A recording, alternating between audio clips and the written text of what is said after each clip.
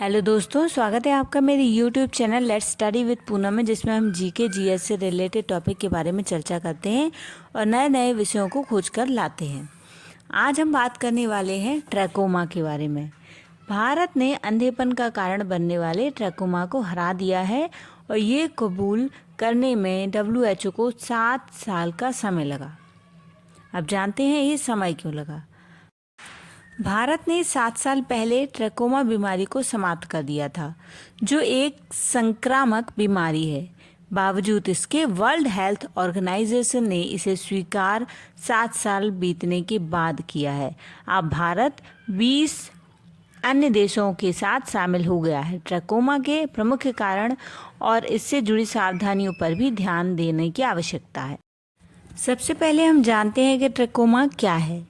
तो ट्रैकोमा एक जीवाणु संक्रामक रोग है जो आपकी आंख को प्रभावित करता है। यह क्लैमाइडिया ट्रैकोमेटिस नामक जीवाणु के कारण होता है। ट्रैकोमा संक्रामक रोग है जो संक्रमित लोगों की आंखों, पलकों, नाक और गले के स्राव के संपर्क में आने से फैलता है।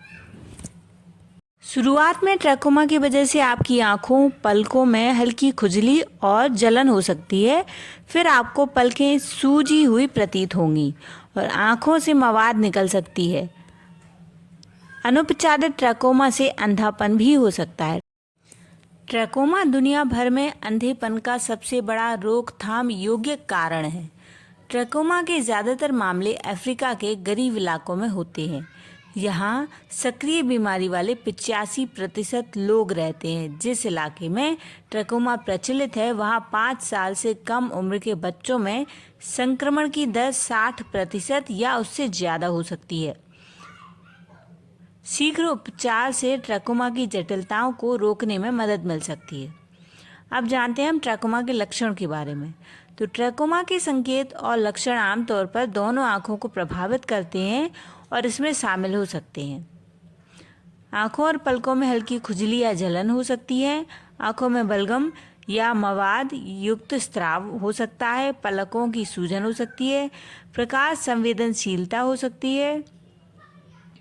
आँखों में दर्द हो सकता है। आँखें लाल होंगी और दृष्टि खोना जैसे इसके प्रमुख लक्षण हैं। अब हम जानते हैं कि ट्रैकोमा की रोकथाम के क्या उपाय हो सकते हैं।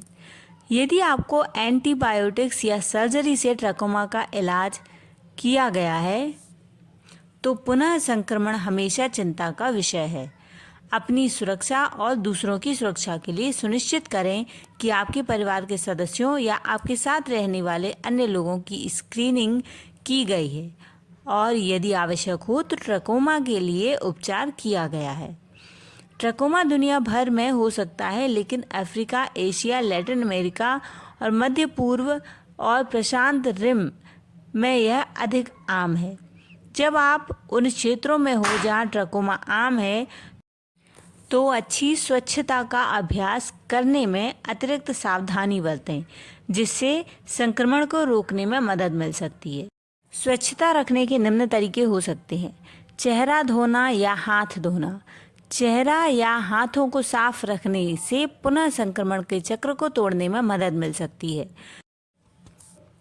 भारत दक्षिण पूर्व एशिया क्षेत्र में तीसरा देश है जिसने यह उपलब्धि हासिल की है।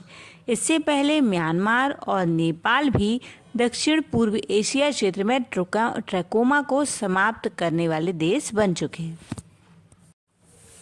यदि हम ट्रैकोमा के इतिहास के बारे में चर्चा करें तो यह बीमारी सबसे पुरानी ज्ञात नेत्र बीमारियों में से एक है, जिसकी पहचान मिस्र में 15 ईसा पूर्व से ही हो गई थी। इसकी उपस्थिति प्राचीन काल और मेसोपोटामिया में भी दर्ज की गई थी।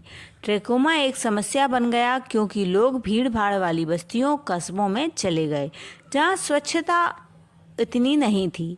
19वीं शताब्दी में यह यूरोप में एक विशेष समस्या बन गई।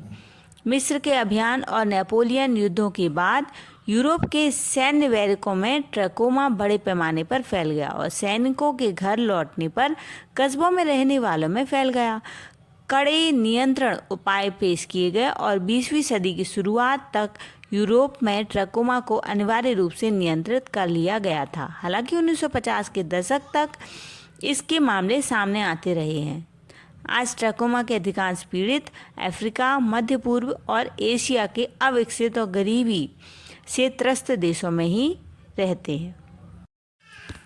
बेहतर स्वच्छता और समग्र जीवन स्थितियों के कारण 1950 के दशक तक औद्योगिक दुनिया से ट्रैकोमा लगभग गायब हो गया।